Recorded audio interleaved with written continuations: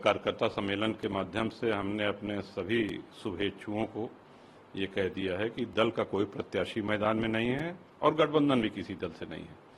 तो आप लोग स्वविवेक से, स्वेच्छा से, जहां चाहें, जिसको चाहें मतदान करें, समर्थन करें, आशीर्वाद दें।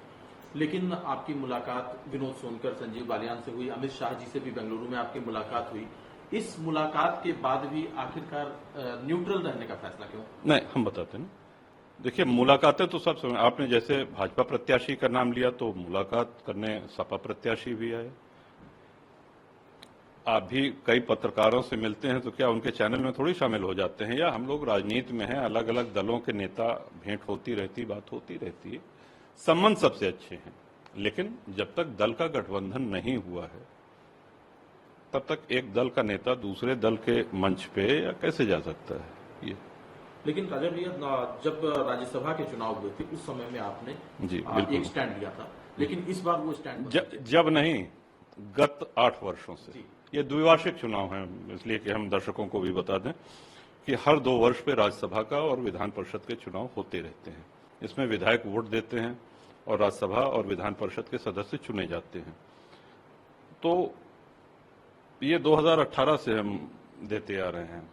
जब आवश्यकता पड़ती थी तो भाजपा के संगठन के कुछ लोग आए और माननीय मुख्यमंत्री जी ने बुलाया, उन्होंने कहा कि वोट चाहिए, हमने कहा ठीक है, तो तब से हम देते आ रहे हैं।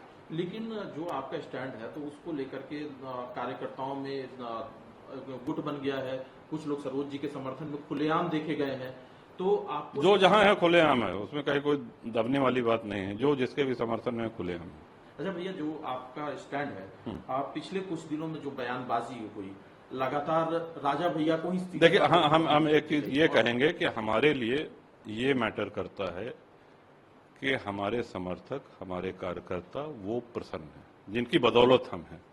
तो हमारे इस निर्णय का उन्होंने स्वागत किया है, वो प्रसन्न है।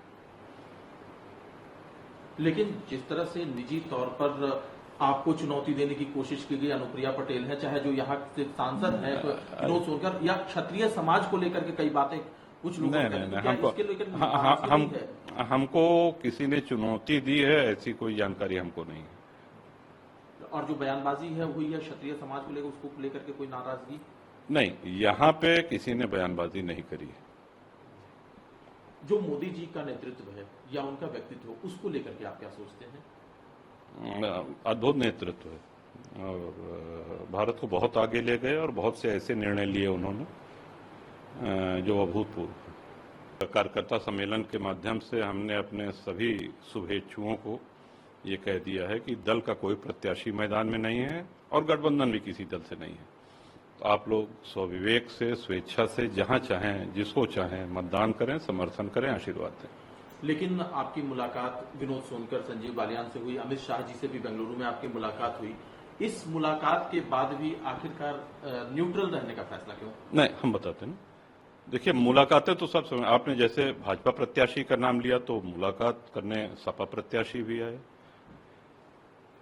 आप भी कई पत्रकारों से मिलते हैं तो क्या उनके चैनल में थोड़ी शामिल हो जाते हैं? या हम लोग राजनीति में हैं, अलग अलग दलों के नेता, भेंट होती रहती, बात होती रहती है, संबंध सबसे अच्छे हैं। लेकिन जब तक दल का गठबंधन नहीं हुआ है तब तक एक दल का नेता दूसरे दल के मंच पे या कैसे जा सकता है ये? लेकिन राजा भैया, जब राज्यसभा के चुनाव हुए थे उस समय में आपने एक स्टैंड लिया था, लेकिन इस बार वो स्टैंड जब नहीं, गत 8 वर्षों से। ये द्विवार्षिक चुनाव है, इसलिए कि हम दर्शकों को भी बता दें कि हर 2 वर्ष पे राज्यसभा का और विधान परिषद के चुनाव होते रहते हैं। इसमें विधायक वोट देते हैं और राज्यसभा और विधान परिषद के सदस्य चुने जाते हैं। तो ये 2018 से हम देते आ रहे हैं।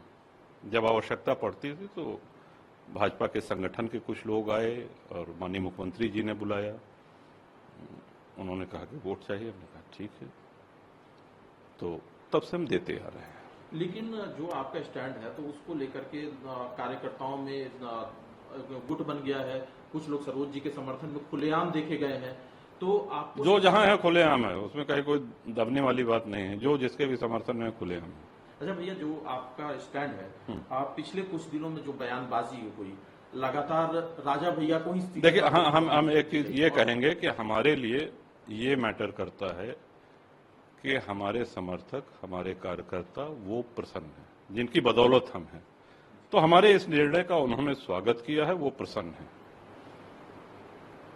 लेकिन जिस तरह से निजी तौर पर आपको चुनौती देने की कोशिश की गई अनुप्रिया पटेल है, चाहे जो यहाँ से सांसद है विनोद सोनकर, या क्षत्रिय समाज को लेकर के कई बातें कुछ लोग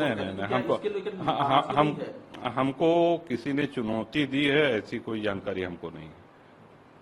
और जो बयानबाजी है हुई है क्षत्रिय समाज को लेकर, उसको लेकर के कोई नाराजगी नहीं, यहाँ पे किसी ने बयानबाजी नहीं करी है। जो मोदी जी का नेतृत्व है या उनका व्यक्तित्व, उसको लेकर के आप क्या सोचते हैं? अद्भुत नेतृत्व है और भारत को बहुत आगे ले गए और बहुत से ऐसे निर्णय लिए उन्होंने जो अभूतपूर्व।